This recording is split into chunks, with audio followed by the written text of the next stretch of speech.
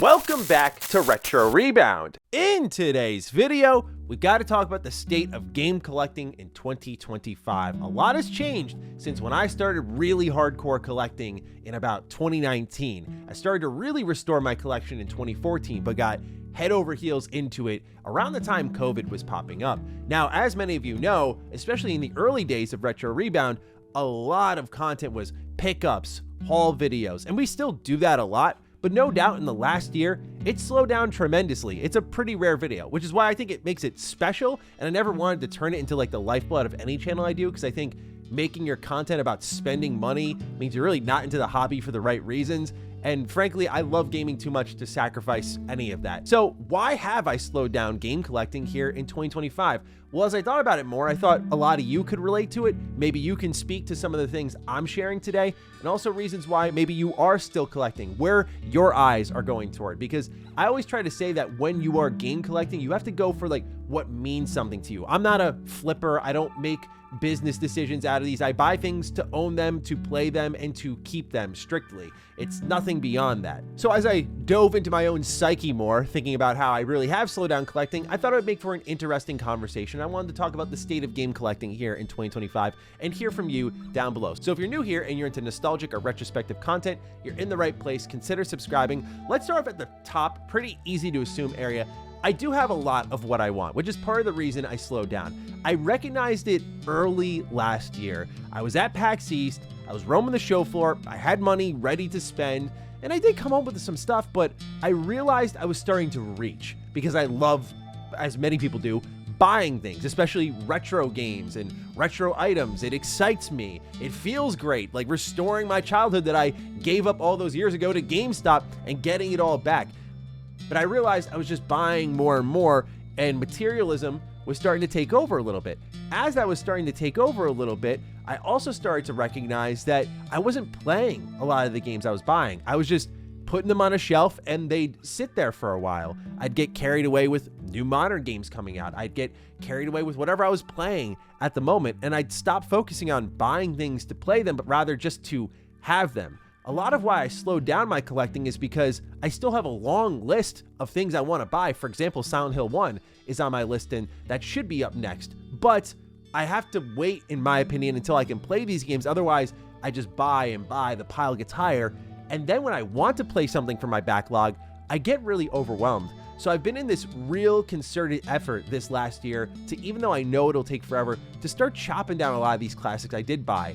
And also trying to indulge less in the little curiosities. An example of this would be Oni from Rockstar and Bungie, a really weird combination that I bought strictly because of what I saw in the box. That's a cool moment. I'm glad I got to share it here, but also that game has sat on my shelf ever since. So I'm trying to step away from some of the impulsivity of buying stuff, because I, again, didn't want to turn just buying games into content, but also I do have a lot of what I want. That kind of leads me into step 2, which is like, well, what do you want now? I'm kind of in the seeking my white whale game collecting phase. This means I'm looking at things like hardware or very particular games that are very expensive, but when I do buy them, it's going to be an amazing feeling. I'm talking about games like Pokemon Emerald, complete in box, mint condition. That is something I have sought for a while and have never really had the stomach or the funds to go and jump for, but it is one of the most important games I played growing up. And I've been dying to re-experience that era of Pokemon again. I do like Alpha Sapphire and Omega Ruby, but I just feel like when I go back to Gen 3, I want to have it through Emerald. That's what I truly want.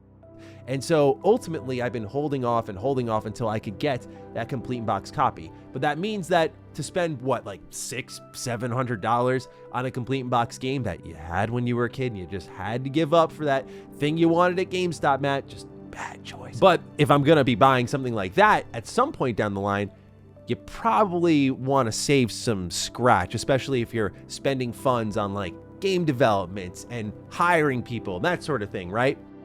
Another white whale is the Mega Man Battle Network Game Boy Advance system that was released exclusively in Japan.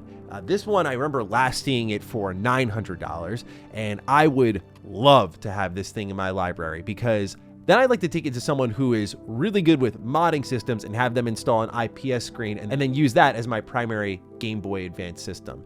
I adore Mega Man Battle Network, as many of you know. We'll actually be talking about it extensively in a moment here. But when I found out about this, I mean, I just loved the merch for that whole Battle Network era. Everything from the chips to the PET you'd get. And then I learned about this exclusive Japan-only Game Boy Advance. And it's nothing fancy. It just has the Battle Network logo next to the Game Boy Advance logo. But the color scheme and everything, it speaks to me. And it's really exciting. And that's something that is expensive, but it's a white whale that I'd like to, as I get more picky with my collection, have in the background of videos. Something I would eventually use. Another one, which is a cheaper white whale compared to everything, it's another Pokemon game. It's Pokemon Stadium 1 complete in box. Just that actual crate that it comes in. I just have long sought that in a good condition, and I honestly should have jumped on it when I saw it for like the $150, $200 mark, because I'm pretty sure it's more expensive than that. So yeah, that's also part of the reason that I've held back on some purchases. Is I've just noticed a lot of retro resellers out there, like,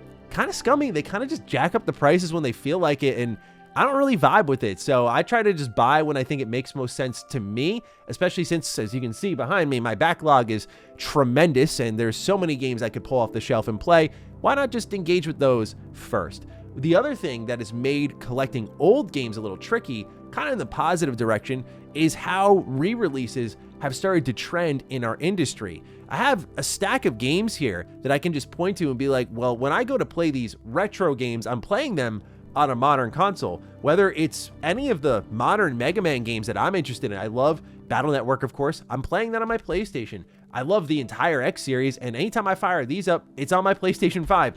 Same thing for Zero. When I made the video on Mega Man Zero 1, that was with my PS5 footage. I wasn't playing that on the Game Boy Advance. That's because these games do come with a couple of extra quality of life enhancements that you wish these games had back then. Mega Man Zero being the perfect example. With just a fair checkpoint system, the game is still, at least Mega Man Zero 1, tough as nails, but it just is a nice little checkpoint system that makes it a little more palatable. I know the OGs out there are pulling their hair out as I speak, but these sorts of re-releases are happening more and more, and they're releasing these games that I love in the way I remember them, but also just adding a bell or whistle here to make them just much more palatable. A great example is also this one here, Star Wars Bounty Hunter. I bought this at PAX East this year from Limited Run. They do really great physical copies. Star Wars Bounty Hunter I already had for the PS2, and I even had the PS4 version, but this newest re-release from Aspyr changed some of the control. It also changed how Jango Fett shoots. Famously, I've mentioned a bunch of times how this game gave me carpal tunnel as a kid. You don't have to worry about that anymore. I want that version of the game. That's not possible in the PS2 version of the game. So what happens is these more definitive versions kind of trim my collection. I'll never give it up, but as a good example, Battle Network, I have all 6 games complete in box on my Game Boy Advance. But if I really wanted to just be efficient with my collection, I get rid of those Game Boy Advance copies, I buy one copy of this, and now I got all of Battle Network in my collection on just one bit of shelf space, which I'm also running a little bit low on. These collections speak to me, though. I love Oddworld. I got all 3 Oddworld games on my Switch, and so, boom, don't need to worry about any others. I do have Munch's Odyssey on my original Xbox, as well as Stranger's Wrath, because those games just mean so much to me. But I digress. You get the point. Final Fantasy. I don't have any of these except I think 4 is complete in box on my PSP, and then 6 is complete in box on my Game Boy Advance. Otherwise, I have all the original Final Fantasies on just, boom, one single cartridge. So I still retro collect. Like, some of my most anticipated games this year are retro inspired, whether it was Lunar or Suikoden. Like, I could not wait for those games. And honestly, I was interested in these games in their original hardware, but when I find out, oh, it's getting re-released, and in some cases they look even better than they did back then, it's like, well, why not just wait for it then? So these collections have really filled the gaps in my collection, and they're doing it at cheaper prices, because games like Lunar are expensive and rare, but now you can actually get Lunar on modern systems and consolidate your collection, and also it's way cheaper. There is something to be said about owning the original, which is something I still value strongly, but it's more safe for the games I do have an emotional attachment to. These are games that I grew up with, like I mentioned, Oddworld, Stranger's Wrath, or Munch's Odyssey. Those are games I hold near and dear to my heart. At the end of the day, I want those in my collection either way, but to have the HD re-release is just my extra love letter to that franchise. Because you know how game collectors are. It doesn't really make sense. Like, why you're never going to play the OG version. Why do you need it in your collection? But like, you value that stuff. So yeah, it's been a mixture of like the collections, the re-releases, and of course remakes changing a lot of things, where like Silent Hill 2 is one of my favorite games ever. Silent Hill 2 remake though is better. It's definitely more welcoming on a gameplay front. The presentation and storytelling is incredible. Like, Bloober Team knocked it out of the park with that game. So remakes are even starting to put up a fight where it kind of makes you want to wait a little bit. Like, oh, should I play? I'm going to play OG Silent Hill 1, but ooh, should I play OG Silent Hill 1 or should I wait it out for the remake? Same with Trails in the Sky. I adore OG Trails like no one else. Like, that stretch of Sky 1 to Azure is just something to be marveled at. It's beautiful. But I have friends in my life who are waiting to start their Trails journey for the first Sky remake. And it makes sense because it looks brilliant and it looks more accessible and interesting and visually appealing to some, not all. I mean, I love the OG kind of chibi-like pixel art style that the original Trails was doing.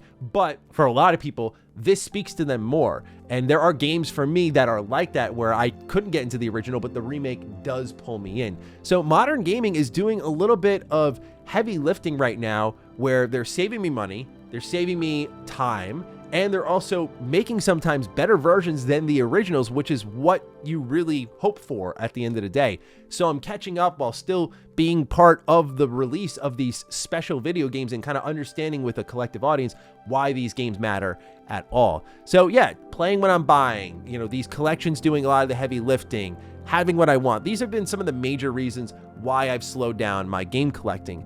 The other thing is sort of where I've started to hunt. When I go out and start game hunting, as I kind of pointed out a little bit earlier in a video, it's sometimes not for the games that are retro, but maybe retro inspired, indie, AA games that sometimes barely crack onto the market. And when they do have that breakthrough moment, then they get their box copy through, say, limited run. I showed these off earlier, but I got Metal Slug Tactics, I got Star Wars Dark Forces Remaster. So I find myself kind of reaching for the smaller companies who aren't necessarily doing retro games, but they have found their way onto the physical game market because they're usually having more limited runs, pardon the pun, of these physical produced copies. And I find myself jumping for those more often because, again, I'm very satisfied with where my retro collection is. And as I said earlier, I'll still make those impulsive pickups like, oh, right, I don't have Silent Hill 1 and I have the money for it. Let me grab this right now. Like, I'll still do that, but it's definitely way rarer. But what I am definitely impulsive with, like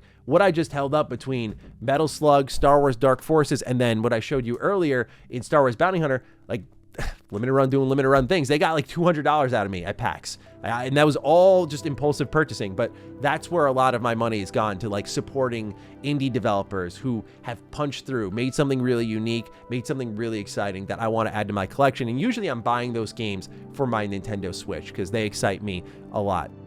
Yeah, that's kind of the reason why, for me, game collecting has slowed down. A lot of people think game collecting has slowed down because we're just embracing the modern era, digital everything. It's like, no, I'm going to buy physical till I die. I'm definitely reasonable with it. Like, I'm not buying Xbox games physical. I know that's a complete waste of time. But hey, if Nintendo's going to continue to support physical games in a meaningful way where there are some games that are on the cart, it's like, okay, you know, I want to buy that physically. I want to support that. But it's really just coming down to some of these collections being fantastic. It's also coming down to money. I have to save money every month. And so when I see opportunities where it's like, oh, I can buy Suikoden 1 and 2 for like $50 or $60 instead of going and buying like the originals on eBay for like triple that price tag just for Suikoden 2. Probably more than that. I haven't checked the price on that in a while. But yeah, it kind of like saves you money, saves you time. And since we've seen games like Lunar come back, like I feel like anything's possible. Anything could come back. If there's a will, there's a way. Unfortunately, there are some games that we do get a bit robbed up. If I were to pull one example from the side here, Knights of the Old Republic only for some reason got re-released on Switch. The original is back compat on Xbox if you do have the disc drive, or you can just buy it off the Xbox store. But for some reason, this never got brought to PlayStation. I never quite understood that. I don't know if it was because PlayStation was originally deeply involved in the KOTOR remake or something along those lines, but there are sometimes there's little crevices, little cracks in the armor where it didn't go exactly as you'd hoped. So it's not perfect, but that's kind of why I've at least slowed down on game collecting. I've been more thoughtful on what I play and what I buy. Frankly, I think I'm being the consumer in a more ideal way where I'm just not forking out my money constantly. But I think that's because between 2020 and about last year, I really filled out my collection in a tremendous way. And I found the things I was buying were things that were just kind of like games I'd end up giving away or trading in or whatever to like my local game shop anyway. So I was like, why am I doing this at all? So yeah, no doubt we'll still be buying things from GameStop because we got to keep them on their toes. But otherwise, that's why I've slowed down game collecting. I'd like to hear from you. Are you still collecting actively? How do you keep the spirit alive? Like for me, it's been the AA and indie stuff. But how do you keep your collecting spirit alive? Let me know down below. Other than that, I'll catch all of you in the next Retro Rebound. Peace out.